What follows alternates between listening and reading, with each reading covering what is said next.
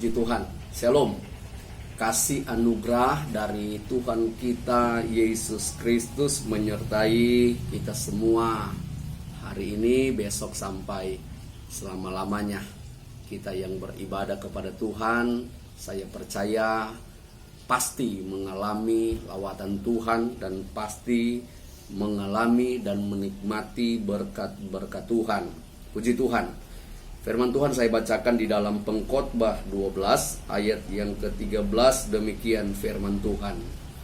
Akhir kata dari segala yang didengar ialah takutlah akan Allah dan berpeganglah pada perintah-perintahnya, karena ini adalah kewajiban setiap orang. Puji Tuhan. Saudara, ayat yang saya baca ini ditulis oleh seorang raja yang hebat pada waktu itu, anak Raja Daud, namanya Salomo.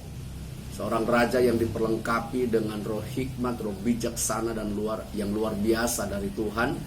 Dan bukan hanya itu, diperlengkapi dengan fasilitas yang sangat hebat, sangat luar biasa. Nah, di dalam kalimat-kalimat, amsal-amsal, kata-kata bijak yang dia catat, hari ini firman yang saya bacakan tadi, Salomo berkata dengan sangat luar biasa. Akhir kata dari segala yang didengar ialah takutlah akan Allah dan berpeganglah pada perintah-perintahnya, karena itu adalah kewajiban setiap orang. Puji Tuhan. Saudara, bicara kewajiban berarti kita mengenal juga apa yang disebut dengan hak. Kewajiban adalah sesuatu yang harus kita tunaikan, sesuatu yang harus kita selesaikan, sesuatu yang harus kita kerjakan, sesuatu yang harus kita lakukan. Dan bicara hak adalah bicara soal apa yang akan kita miliki, dan itu merupakan kepunyaan kita. Jadi hasil dari apa yang kita kerjakan, hasil dari apa yang kita lakukan. Nah, hari ini kita akan belajar kebenaran firman Tuhan. Sebagai orang percaya dan sebagai hamba Tuhan, saya mengingatkan kepada kita untuk mari tunaikan kewajiban kita kepada Tuhan. Lakukan semua apa yang merupakan kewajiban kita.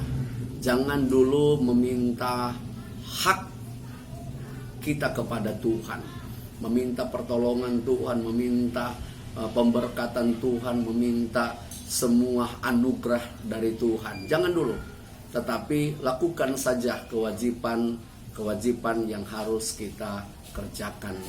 Nanti setelah kita selesai melakukan kewajiban-kewajiban, maka Tuhan pasti perhitungkan semua apa yang kita kerjakan. Nah, hari ini ada dua kewajiban yang harus kita lakukan. Yang pertama, takut Tuhan. Amsal katakan takut Tuhan itu adalah membenci kejahatan. Semua yang berkaitan dengan kejahatan harus dibenci. Semua yang berkaitan dengan dosa dan kejahatan harus dijauhi. Harus tidak kita sukai. Jangan menyukai kejahatan, kata firman Tuhan. Pakai mata kita, pakai telinga kita, pakai pikiran kita untuk melihat kalau ada dosa, ada kejahatan, mari jauhi, jangan lakukan. Benci dengan semua yang berkaitan dengan dosa. Kalau itu dosa, katakan tidak. Kalau itu kebenaran, katakan ya. Ini adalah kewajiban kita, orang yang percaya. Saya percaya ketika kita melakukan kewajiban ini, maka hak kita Tuhan akan berikan. Tuhan akan berkati kita, lindungi kita, bentengi kita.